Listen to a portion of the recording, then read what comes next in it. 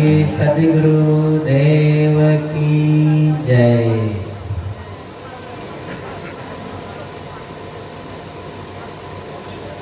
मंचासीन पूजनीय संत समाज, सम्माननीय भक्त सज्जनों, ममता मूर्ति भक्तिमयी माताओं बहनों एवं प्यारे बच्चों, एक बार एक संत जो बड़े योग्य और वयोवृद्ध संत थे, एक गांव में आए। उनके भक्त लोग वहां थे। सब लोगों ने बड़े धूमधाम से उनका स्वागत किया। शाम को सभा भी हुई, बैठे सब लोग, सत्संग बढ़िया हुआ।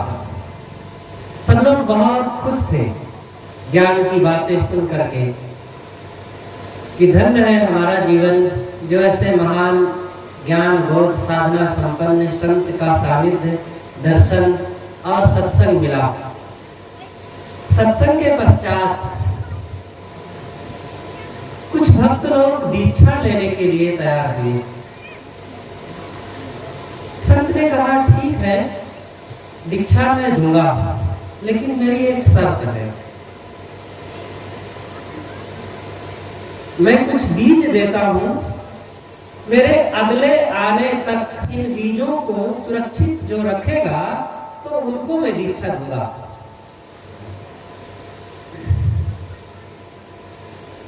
तब मैं समझूंगा कि वो मेरे भक्त होने का सच्चा पात्र है। अब संत का आदेश था, उनको मानना ही था।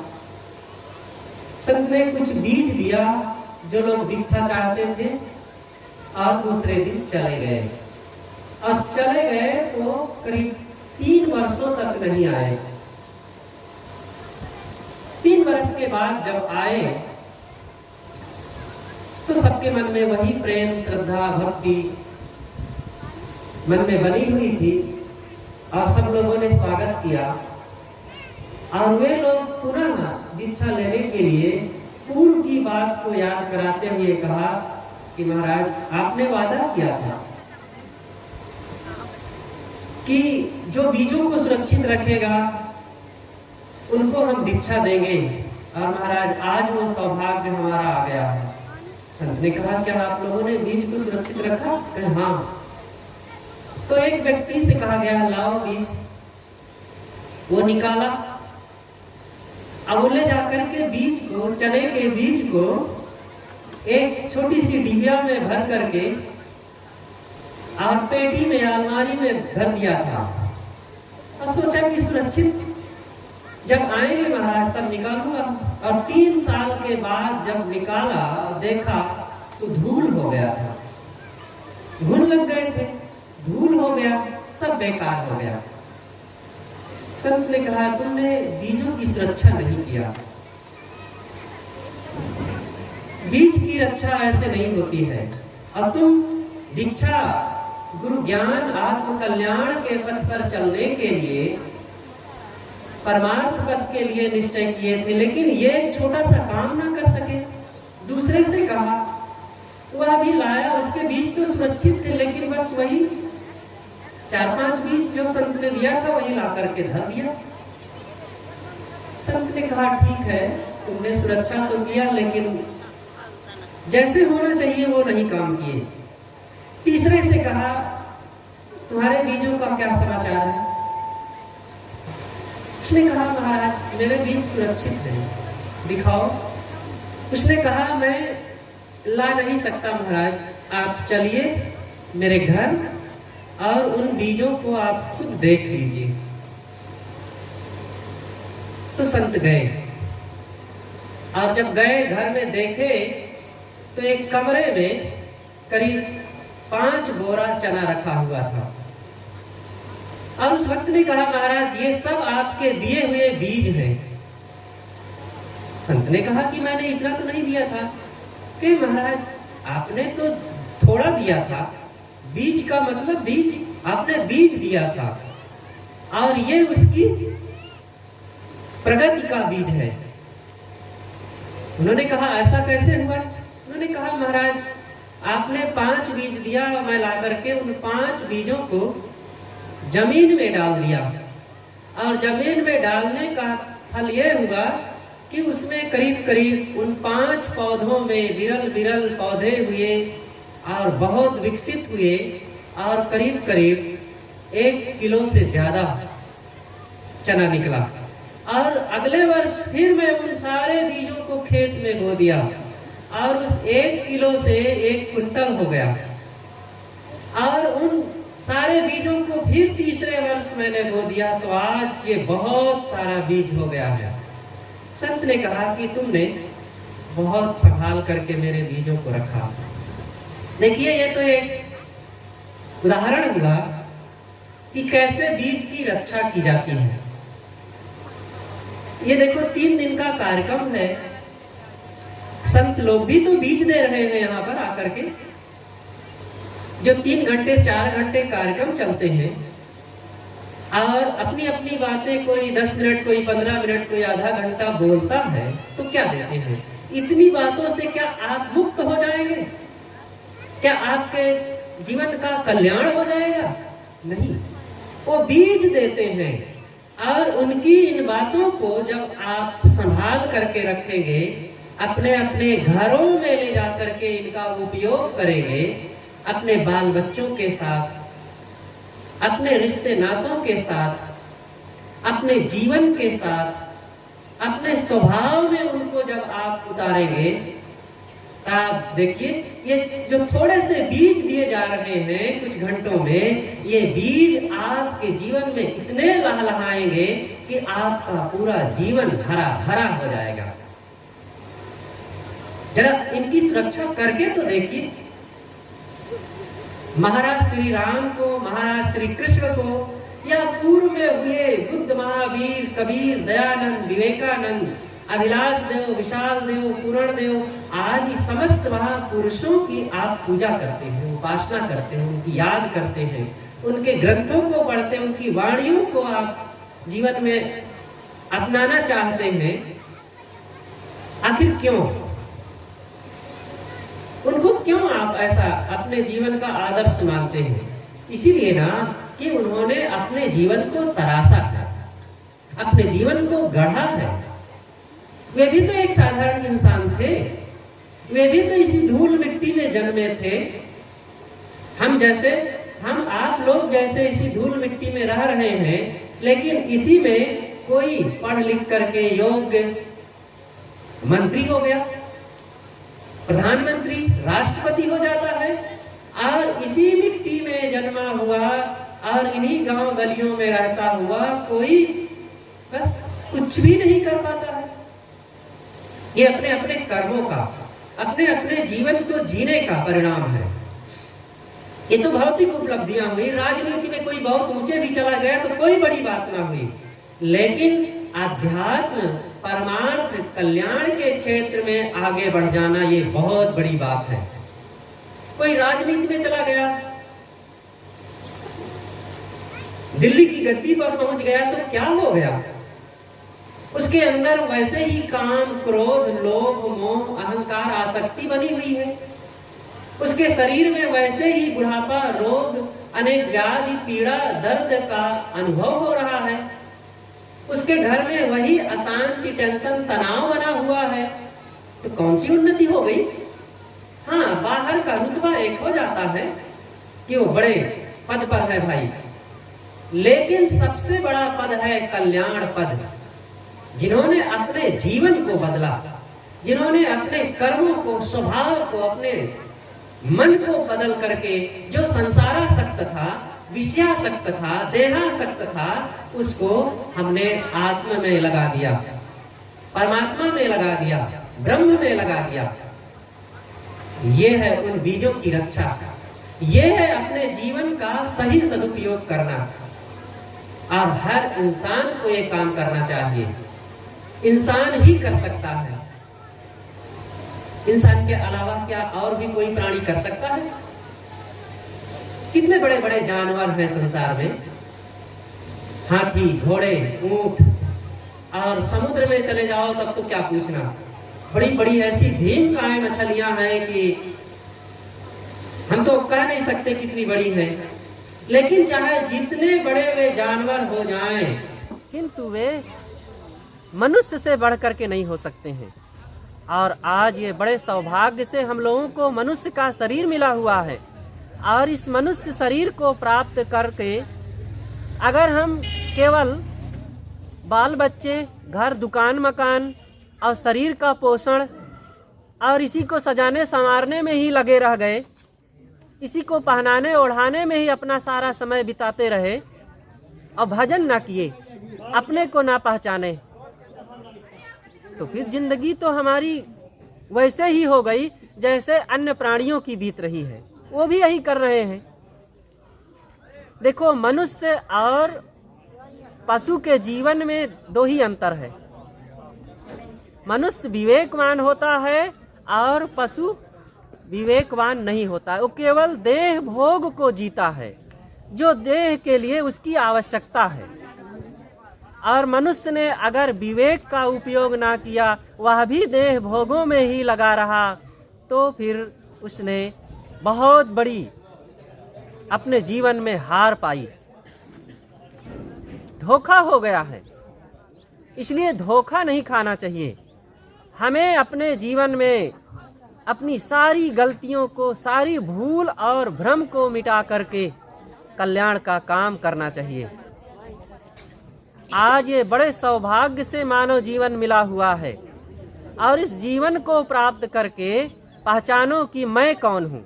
हमने अपने घर के लोगों को, गांव की गलियों को, अनेक रिश्ते नातों को, और अपने जिला और देश प्रदेश को और पूरी दुनिया को, यहाँ तक कि सूरज, चांद, ग्रह, नक्षत्रों को जाना, पृथ्वी के अंदर कहाँ क्या है यह भी जाना। लेकिन सब कुछ जानने के बाद क्या अपने को भी जाना? अगर अपने को नहीं जाना तो क्या जाना? हर नर नारी को अपने आप का ज्ञान प्राप्त करना चाहिए। सामान्यतः तो लोग यही माने रहते हैं कि हम बस मनुष्य हैं, स्त्री या पुरुष हैं, बूढ़ा या जवान हैं, यही माने रहते हैं। लेकिन नहीं, आप बूढ़े और जवान नहीं हैं, आप स्त्री और पुरुष नहीं हैं।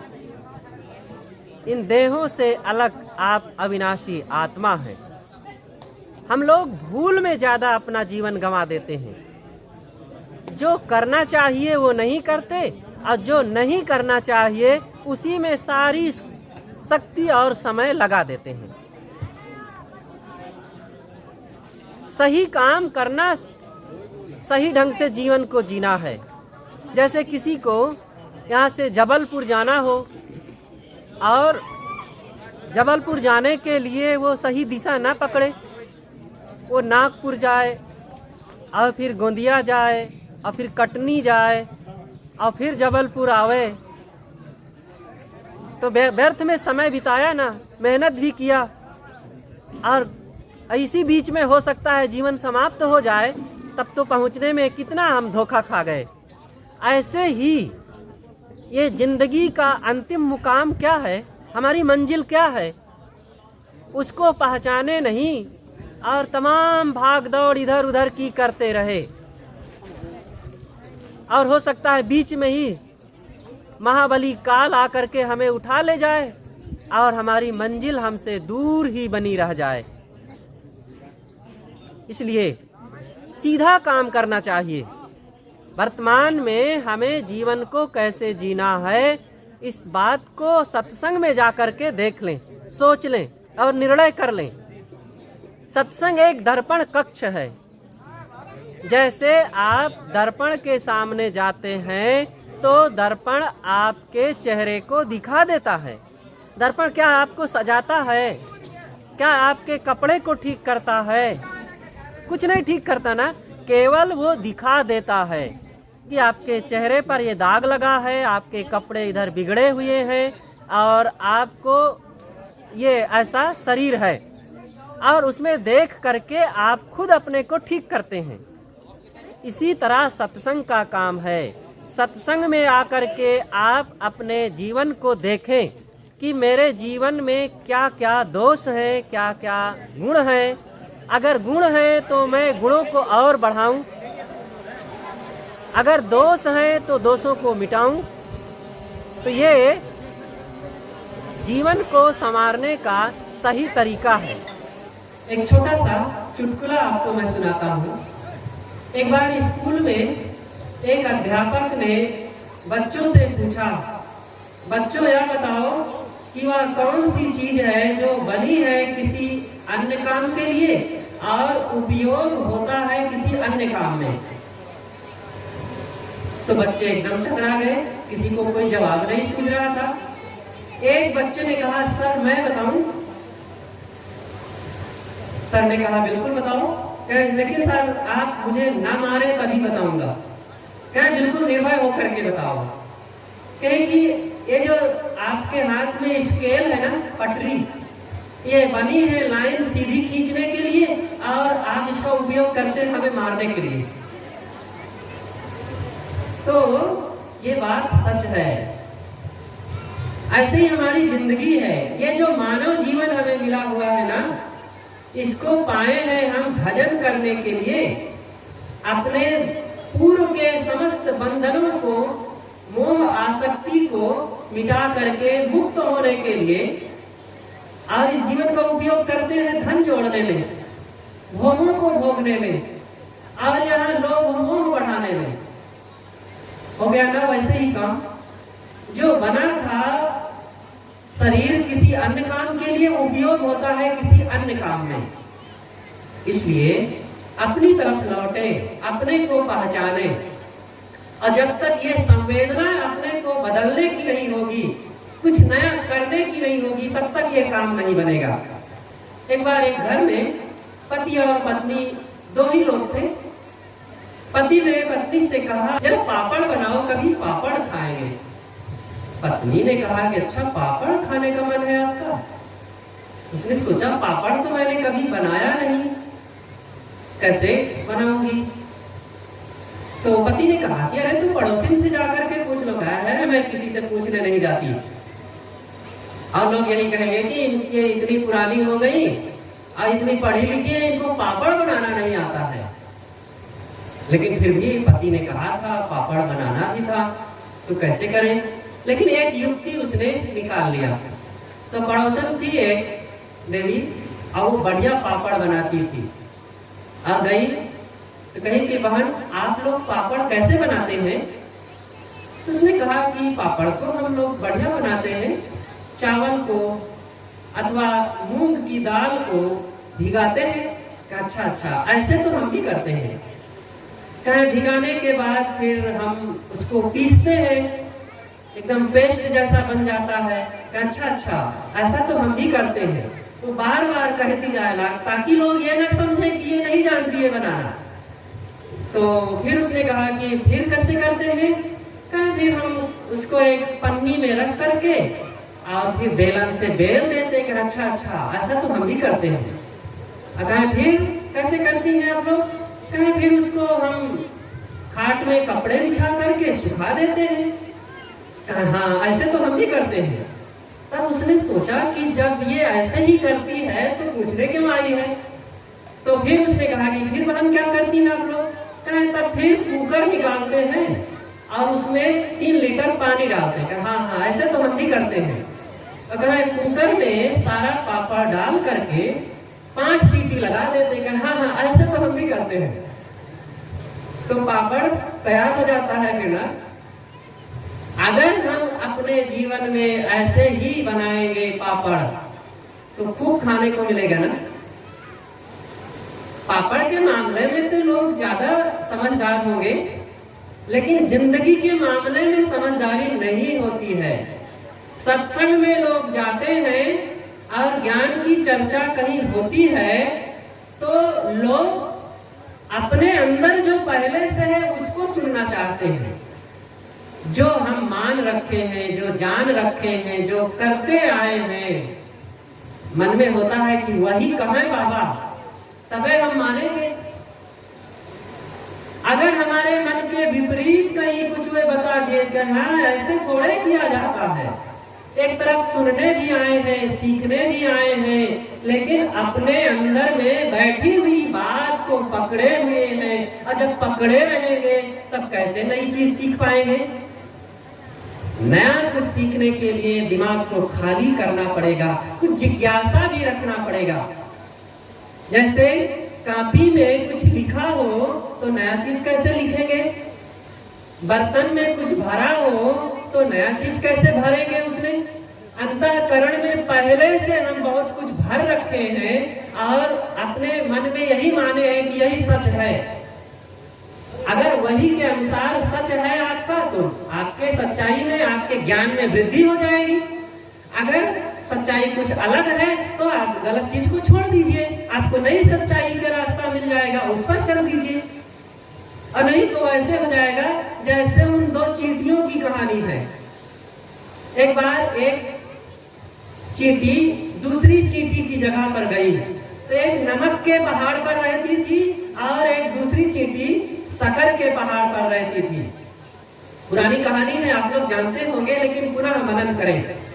तो शक्कर के पहाड़ वाली चींटी ने नमक के पहाड़ पर रहने वाली चींटी से कहा कि बहन तुम तो बहुत दुबली पतली दिख रही हो।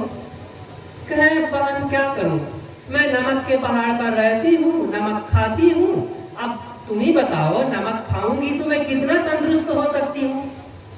तो कहे ऐसा करो कि तुम हमारे यहाँ आ जाओ, और हम शक्कर के पहाड़ पर रहती है और यहाँ देखो शक्कर ही शक्कर है, चाहे जितना खाओ और तुम भी स्वस्थ हो जाओगी, देखो हम कितने तंदुरुस्त हैं, हष्ट पुष्ट हैं। तो उसने कहा कि ठीक है बहन, तो मैं आ जाऊंगी। और कुछ दिनों में वो आ गई, और आई तो शक्कर वाली चींटी ने कहा कि देखो ये शक्कर का पहाड़ है, जाओ और खूब शक्कर खाओ और अपना स्वास्थ्य ठीक करो। तो गई, खाने लगी। तो जब खाती है तो वही खारा खारा लग रहा है उसे। कहे बहन तुम कहती हो कि शक्कर बहुत मीठा होता है, लेकिन हम यहाँ खाते हैं तो यह भी खारा खारा लगता है। तो शक्कर वाली ने कहा कि शक्कर और खारापन ऐसा कैसे हो सकता है। तो जाकर के उसने कहा कि जरा अपना मुख खोलो तो। और जब मुख खोली, वो पहले नमक के पहाड़ पर रहने वाली चींटी, तो मुख में देखी तो नमक की डली एक मुख में दबाए थी। और जब नमक की डली दबाए रखेगी मुख में और शक्कर खाएगी तो क्या शक्कर मीठा लगेगा। ऐसे ही हमें सत्संग में आना है, अगर सत्संग से लाभ प्राप्त करना है अगर, तो हम पूरी तरह से अंतःकरण को साफ करके आए, साफ चित्त से, और जिज्ञासा, मुमुक्षा, कल्याण की भावना रख करके जब सत्संग में जाते हैं और बड़े प्रेम श्रद्धा के साथ सुनते हैं, तब हमारे जीवन में पवित्रता आती है। और पवित्रता ही परमात्मा की निशानी है। जिसके अंतःकरण में पवित्रता हो गई है, फिर उसको और क्या पाना बाकी रह गया है, वो सब बहुत शीघ्र ही प्राप्त कर लेगा। तो मैं कह रहा था, पूर्व में चर्चा उठाया था कि बीजों की रक्षा करें। ये संत जन बीज देते हैं, ज्ञान के बीज, और ज्ञान के बीज यही है कि अपने अंदर में दया के भाव को विकसित कीजिए। एक एक बीज बड़े मूल्यवान है। एक जगह भगवान की दुकान थी। एक सज्जन वहां पर गए और कहे कि भाई ये कैसी दुकान है। कहा ये भगवान की दुकान है। वहां पर बड़ी बड़ी अट्टालिकाएं, बहुत सुंदर कमरे, भव्य भवन और विशाल दुकान लगी हुई थी। बहुत गहमा गहमी बड़ी भीड़ भाड़ थी। और फिर उन्होंने पूछा कि भाई यहाँ पर क्या इतना चहल पहल मचा हुआ है, कौन सी चीज है। उन्होंने कहा यहाँ पर ये भगवान की दुकान है और यहाँ पर भगवान मिलते हैं। कहे कैसे भगवान है, दिखाओ। तो देखे एक तरफ श्री राम जी खड़े हुए हैं, एक तरफ श्री कृष्ण जी खड़े हुए हैं, एक तरफ बुद्ध खड़े हैं, एक तरफ महावीर स्वामी, एक तरफ सदगुरु कबीर साहब और बहुत से महापुरुष खड़े हुए हैं। तब दुकानदार ने कहा कि क्या आप भी भगवान चाहते हैं? कि हाँ मैं भी चाहता हूँ। कहे भगवान कैसे है, क्या रेट है? कहे इतने पैसे में इतना मिलता है। तब उन्होंने कहा कि मुझे एक पैकेट दे दीजिए। तो भगवान के बीज ला करके एक पैकेट, इतना बड़ा पैकेट ला करके दे दिए। अब उन्होंने कहा था कि सभी भगवान मैं चाहता हूँ, और जब इतना बड़ा पैकेट दे दी, कहें आप तो इतनी दुकान लगाए हुए हैं, इतने भगवान यहाँ खड़े हैं और आप थोड़े से पैकेट में ला करके दे दिए हैं। कहें देखिए ये भगवान यहाँ पर खड़े हैं, लेकिन जो आपको मैं दिया हूं ना ये बीज है, और बीज थोड़े में होते हैं। आप इसको ले जाकर के घर में आप इसको विकसित करेंगे, तब आपको भगवान का अनुभव होगा और भगवान का लाभ मिलेगा। सज्जनों, इसी तरह ये सत्संग है। सत्संग में आपको थैला में भरने के लिए कुछ नहीं मिलेगा। सत्संग में आपको और कुछ हाथों में देखेंगे कि हाथ में हमें कुछ मिला हो तो नहीं मिलेगा, लेकिन सत्संग में वह चीज मिलता है जो दुनिया में और कहीं नहीं मिलता है, जीवन जीने की कला। सत्संग के अभाव में आदमी सेठ हो सकता है, विद्वान हो सकता है और धनी हो सकता है, बड़ी बिल्डिंग बड़ी कार वाला हो सकता है, लेकिन सत्संग के अभाव में आदमी सुखी नहीं हो सकता है। डॉक्टर, मास्टर, इंजीनियर, वकील हो सकता है, लेकिन सत्संग के अभाव में आदमी शांति को नहीं प्राप्त कर सकता है। और आप चाहे जितने बड़े डॉक्टर, मास्टर, इंजीनियर, वकील, प्रोफेसर, लेक्चरर और मंत्री, मिनिस्टर, प्रधानमंत्री हो जाएं, लेकिन अगर आपके मन में शांति नहीं है तो फिर आपके जीवन में क्या है? मैं सद्गुरु अभिलाष साहब जी की एक छोटी सी चर्चा करके अपनी बात समाप्त करूं कि एक बार गुरुदेव जी छत्तीसगढ़ में थे और एक गांव से दूसरे गांव उनको जाना हुआ।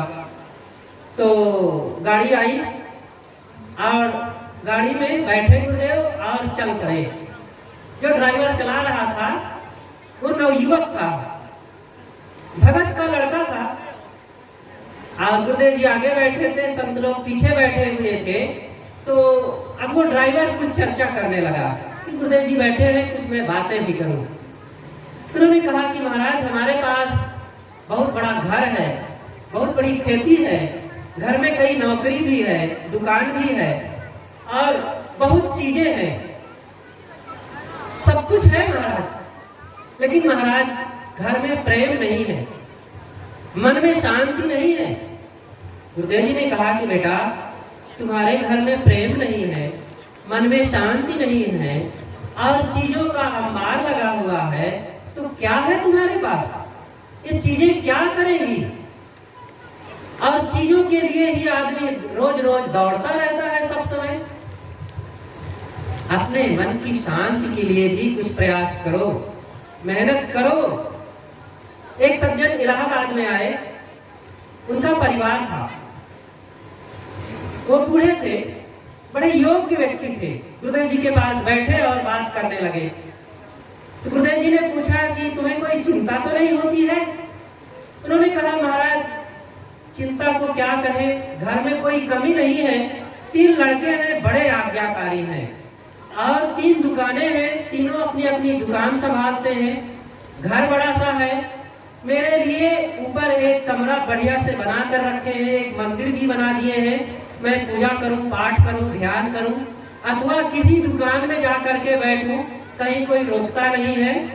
कहीं मुझे तीर्थ यात्रा में जाना हो, 1000 रुपए की जरूरत है तो 5000 रुपए दे देते हैं बच्चे, कोई कमी नहीं है। लेकिन गुरुजी मुझे नींद नहीं आती है। तो गुरुदेव जी ने कहा क्या कारण है नींद नहीं आती? उन्होंने कहा कि महाराज समझ में नहीं आता, पता नहीं क्यों नींद नहीं आती है। तब गुरुदेव जी ने कहा कि आप सोचते होंगे कि मैं नहीं रहूंगा जब, तो इन बच्चों का क्या होगा? बस बस महाराज यही रात दिन सोचता रहता हूँ कि मैं जब नहीं रहूंगा तो इन बच्चों का क्या होगा। तो गुरुदेव जी ने कहा कि तो 1000-2000 बरस रह जाओ फिर यहाँ। तो वे हंसने लगे। गुरुदेव जी ने कहा कि बेकार की बातें सोचते रहते हो, आज तुम्हारे रहते रहते बच्चे कमाते हैं, और बढ़िया दुकान कर रहे हैं, सेवा कर रहे हैं, प्रेम से रह रहे हैं, सब में सुमति है, धन धान्य से संपन्न हो, सब कुछ अमन चैन है, और फिर भी बिना मतलब का दिमाग तुम्हारा खुराफात में पड़ा हुआ है। अब ये नींद कौन लाएगा? जब तक स्वयं अपने जीवन में करने योग्य को नहीं करेंगे, सोचने योग्य को नहीं सोचेंगे, जीने जैसा नहीं जिएंगे, तो बाहर की चीजें भरपूर होते हुए भी मन में खलबली मची ही रहेगी, नींद का अभाव बना ही रहेगा और दिमाग हमारा चकराता ही रहेगा। इसलिए मन की शांति की कमाई करें, नहीं तो आज समाज की क्या दशा है? बेटियां फैशन में और बेटे व्यसन में और माता पिता टेंशन में। अब बस यही समाज की गति निरंतर इसी ढंग से चल रहे हैं और ये फैशन व्यसन और टेंशन में जिंदगी हो जाती है बिल्कुल बेकार। इसलिए शांति की कमाई करो और वो बीज मिलेंगे सत्संग से, और इन बीजों को ले जाओ अपने अपने घरों में, बाल बच्चों में, अपने जीवन में, जहाँ रहो उसका भरपूर खेती करना और उपयोग करना। आप निश्चित ही बहुत सुखी बनेंगे और सुखी जीवन जीने का यही साधन है कि जीवन को बदलें और सत्संग में जाकर के उन बीजों को प्राप्त करें। अपनी बातें यहीं पर समाप्त करता हूं।